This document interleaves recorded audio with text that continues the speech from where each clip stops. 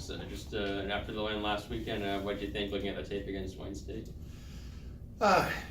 Real honest answer is we didn't play really well. So we played hard, particularly on defense. I thought the guys played really physical and flew around like they do. I mean, that's just what we kind of accustomed to see. But it wasn't our cleanest game overall in just assignment, even that way. And then offensively, we just turned the ball over, which was uncharacteristic, and just didn't get going in the first half. And then in the second half, just kind of took a deep breath and were able to, get up whatever it was, 27-3, and then they got the late score. So if we'd have played the way we should have in the first half, I don't think we'd have been as close. But was happy that the special teams played extremely well. That was probably the difference in the game, in my opinion. The passing game took a while to get going. How do you kind of build a little more consistency in that portion of the game? We just got to go out and execute. There are guys open. If you look at the difference between the two guys, is Alec just hung on the ball in the pocket, which is good for a young guy to just sit in there, but you eventually got to pull the trigger, and he's just got to do that, just like he does in practice. So he'll get back to doing that, just like in the Duluth game. He just struggled early. It seemed like we're cursed whoever we put out there. So this week we'll probably just rotate him every other series or something, just to get him comfortable. But Jared got out there in the second half and played. He played well. We started running the ball more effectively with him, and didn't really have to take shots. Prefer not to ever have to pass the ball, but I guess in the time and age we have to. But yeah, we got to be more consistent, and getting Jake Anderson back this week, and will certainly help that as well. How about that punt return touchdown? Is that kind of creativity something you encourage in practice? It's just Gunner being Gunner, I'd say, is what it really comes down to. Is I said after the game, same thing. Is like, you really don't want to handcuff your guys in terms of guys that are playmakers. If that would have been somebody else, it may have been a little bit different reaction, but he's just got a gift. You just get him the ball and let him do his deal. So encourage, I don't know if that'd be the right word, but it's certainly not going to hinder him when he makes plays and makes things happen like that. So looking at this week's game, what do you kind of see on the tape? Sioux Falls is good. I think that's going to be offensively, they're extremely gifted up front. They have a big, strong running back. He's one of the, if not the leading rusher in the country. So he's big, physical, and it's not just him. They got their backups are good players too. A bunch of tight end kids, which is odd. You don't see that in college football anymore. And you don't run the ball. I guess if you want to compare it to anybody, it's kind of like the NDSU philosophy over there a little bit, where they just heavy sets, double tight ends, fullback type of guys, and in between the tackle type of running. So that's different, number one. And then they're just always good. Coach Anderson down there does a nice job regardless. He's a defensive-minded coach, so he's certainly got a good product, offense, defense, and special teams. You guys having a running attack too, what similarities, I guess, do you see between the two teams? In terms of on a piece of paper, there's a ton of similarities. Top and scoring defense and scoring offense and red zone defense, red zone offense, and just parallels are kind of uncanny. The difference is the way they operate. They're gonna huddle. They're gonna not necessarily always huddle, but they're not gonna be as fast paced as we are. And they're in heavy sets compared to us being in lighter sets, trying to spread people out, and they're polar opposites. It's like how many people can you pack into a phone booth? It's just go to work. So I love it. It's throwback football. I think our guys are excited to see something different, and it's definitely something different this week in terms of formations and the type of running attack that we'll see. How much added excitement does homecoming bring to it?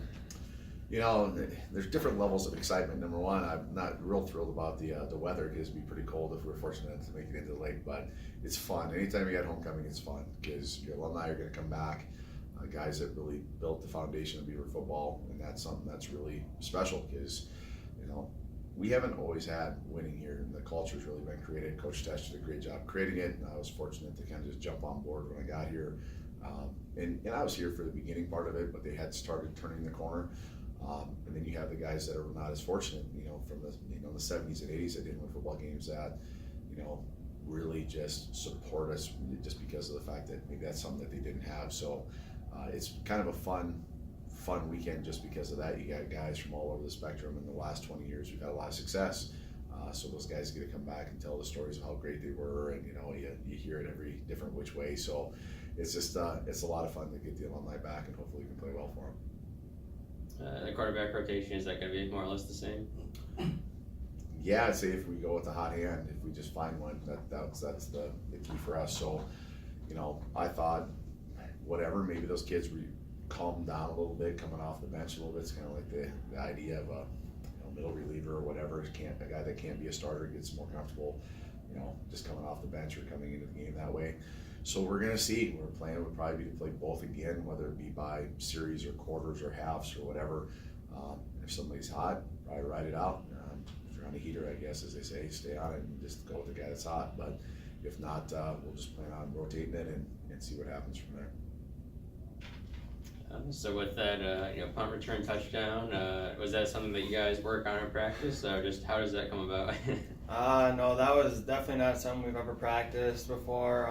I think that just comes along with me and Gunn having some chemistry, knowing each other for the past 4 years. I mean, we've been pretty close, We got to know each other real well our freshman year, so I think that's helped with how we are on the field. We can trust each other with certain plays, like he would trust me tossing me the ball. So what was going through your head when you saw him pitching it to you?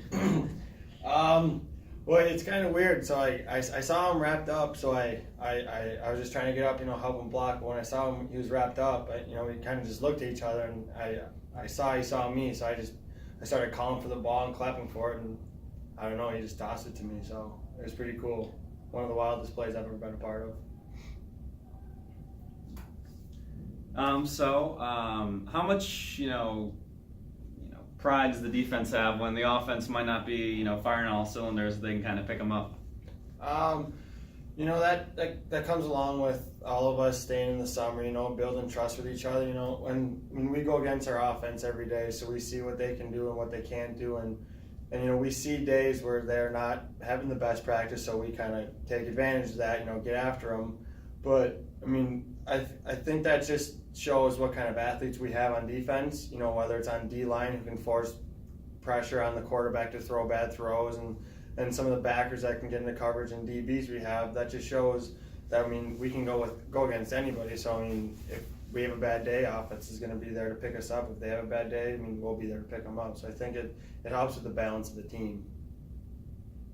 Sioux Falls has a pretty strong defense too.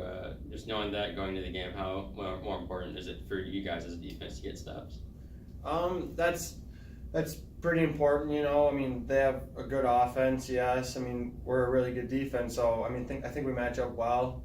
So it's going to be a fun day on Saturday. Our offense, I have trust and belief in them that they'll get the job done, and as will we on the defensive side. A lot of talk about making sure the homecoming streak stays alive.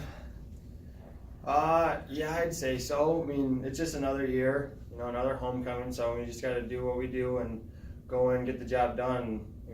There's not much else to it. It's just another week, get locked in on Monday and get ready to go on Saturday. Taking a lot of looks at the weather forecast. If you guys take that dip. Yeah, we've peeked at it a few times, see it should be pretty cold, but we don't really feel it when we're jumping in that lake, so the adrenaline's gonna be pumping, so it's gonna be pretty fun. So with that punt return touchdown Saturday, how much is that something that you work on in practice? Well, sometimes I toss the ball just for fun, but it's really something that the coaches probably are not wanting me to do very often. But no, I never pitched the ball in practice. It just happened. Saw two bodies coming by me, I just threw it to them. Is that always something that you're looking forward to? Are you looking to just always have that thought in mind, I guess? No, I never really have it in mind, but with that game, offense was struggling. I think it was 13-3 at the time when I pitched it. And I just knew something big had to happen. I was looking to get a big punt return. The punt return call right before that, there was a guy right on top of me. And I got tackled right away, and Coach Bolte kind of said, hey, be smart. And I told him I'm close to getting one. Team needs this. So then that next one, I got the opportunity to do it. I wasn't gonna go down without getting a touchdown. So. You talk about big plays on special teams, picking up the offense. Same thing on defense, forcing turnovers. How much you guys looking to do that when the offense might not be on their A game? Every single time we step on the field this week, we want to give the offense as many opportunities as we can on their side to get the ball in the end zone. So we've done a good job of forcing turnovers this season, but we want to be number one in the conference, and so we're gonna have to have a big game this week.